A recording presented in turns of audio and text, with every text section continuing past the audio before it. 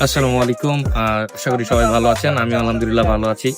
আজকে চলে আসলাম পূর্বাঞ্চলের পূর্ববর্তী জয়বাংলা চত্বর, এবং বর্তমানে এটাকে নাম পরিবর্তন করে জিয়া চত্বর রাখা হয়েছে।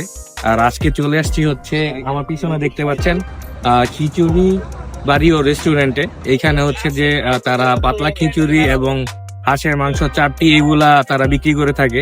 আর দেখতেই পাচ্ছেন যে তারা এই খিচুড়িটা রান্না করে হচ্ছে লাকড়ির মাধ্যমে। তো আপনারা যারা আসবেন তারা হচ্ছে যে ডিরেক্ট ল্যাংটার মাজার হয়ে জিয়া চত্বর চলে আসবেন।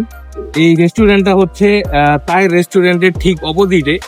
তো এইখানে আসলেই দেখবেন যে তাদের এই খিচুড়ি বাড়ি ও রেস্টুরেন্টটা অবস্থিত। তো এখানে খাবার আমরা আসলে ট্রাই করছি একটু আগে, আমাদের কাছে খুবই ভালো লেগেছে। খিচুড়ির স্বাদ নিতে হয় তাহলে পূর্বাঞ্চল 300 ফিট জিয়া চত্বর আসতে হবে। হ্যাঁ, জিয়া চত্বর আসলে খিচুড়ির স্বাদ পাবে এখানে সবাই। আর খিচুড়ির মান খুবই ভালো।